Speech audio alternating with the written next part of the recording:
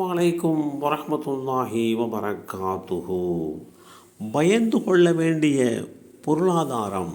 Abu சயீதில் குத்ரி ரலியல்லாஹு அன்ஹு அவர்கள் கூறினார்கள், அல்லாஹுடைய தூதர் ஸல்லல்லாஹு அலைஹி வஸல்லம் அவர்கள் மிம்பர் படியின் மீது நின்று, எனக்கு பின் உங்கள் விஷயத்தில் நான் பயப்படுவதெல்லாம் பூமியின் அருள் வளங்கள் உங்களுக்கு திறந்துவிடப்பட்டிருப்பதை பற்றித்தான் என்று கூறிவிட்டு உலகின் அழகையும் செழிப்பையும் அறிவித்தார்கள்.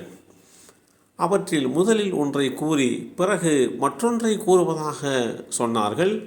அப்போது ஒருவர் எழுந்து, அல்லாஹுடைய தூதர் அவர்களே, செல்வம் அதாவது பொருளாதாரம் நன்மை தீமையை கொண்டு வருமா? பொருளாதாரம் என்கின்ற நன்மை தீமையை கொண்டு வருமா என்று கேட்கிறார். அல்லாஹுடைய தூதர் ஸல்லல்லாஹு அலைஹி வஸல்லம் அவர்கள் அவருக்கு பதிலளிக்காமல் மௌனமாக இருந்தார்கள். இதை பார்த்த நாங்கள், அல்லாஹுடைய தூதர் அவர்களுக்கு வேத வெளிப்பாடு அருளப்படுகிறது என்று பேசிக்கொண்டோம். மக்கள் அனைவரும் தம் தலைகளில் பறவைகள் அமர்ந்திருப்பதை போல் ஆடாமல் அசையாமல் மௌனமாக இருந்தனர். பிறகு அல்லாஹுடைய தூதர் ஸல்லல்லாஹு அலைஹி வஸல்லம் அவர்கள் தம் முகத்திலிருந்து வழிந்த வியர்வை துளிகளை துடைத்துவிட்டு, சற்று முன்பாக கேள்வி கேட்டவர் எங்கே? செல்வம் ஒரு நன்மையா என்று 3 முறை அல்லாஹுடைய தூதர் ஸல்லல்லாஹு அலைஹி வஸல்லம் அவர்கள் கூறினார்கள். பிறகு உண்மையிலேயே நன்மையாக இருக்கும் ஒரு பொருள் நன்மையை தவிர வேறெதையும் கொண்டு வராதுதான்.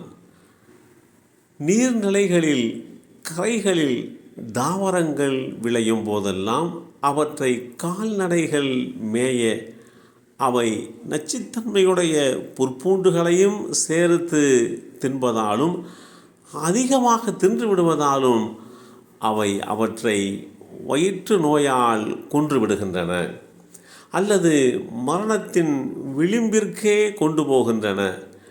பசுமையான நல்ல வகை தாவரங்களை தாங்கும் அளவுக்கு உண்பவற்றை தவிர அவை அவற்றை வயிறு நிரம்ப உண்டு சூரியனை வெப்பத்திற்காக முன்னோக்கி நிற்கின்றன.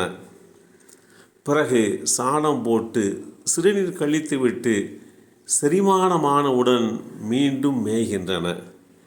இவ்வாறு தான் இச்செல்வம், அதாவது இந்த பொருளாதாரம் பசுமையானதும் இனிமையானதுமாகும். அதை முறைப்படி அடைந்து அதை அல்லாஹுவின் பாதையிலேயும் அனாதைகளுக்காகவும் ஏழை எளியவர்களுக்காகவும் செலவிட்ட ஒருவருக்கு அச்செல்வம், அந்த பொருளாதாரம் சிறந்த தோழனாகும். அதை முறைப்படி அடையாதவன் உண்டும் வயிறு நிரம்பாதவனை போன்றவனாவான். அந்த பொருளாதாரம் மறுமை நாளில் அவனுக்கு எதிராக சாட்சி அளிக்கும் என்று குறிப்பிட்ட இந்த செய்தி ஸஹீஹுல் புகாரியிலே 2842 என்ற எண்ணிலே பதிவு செய்யப்பட்டிருக்கிறது. மக்களே, அல்லாஹு தூயவன், தூய்மையானவற்றையே அவன் ஏற்றுக்கொள்கிறான்.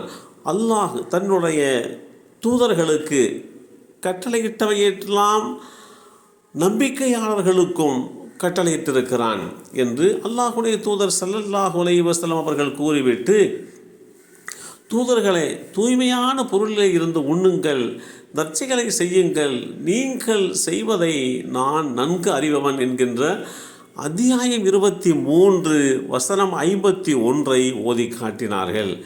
பின்னர் ஒரு மனிதரை பற்றி சொன்னார்கள். அவர் தலைவிரி கோலத்துடனும் பொழுதி வடிந்த நிலையிலும் நீண்ட பயணத்தை மேற்கொள்கிறார்.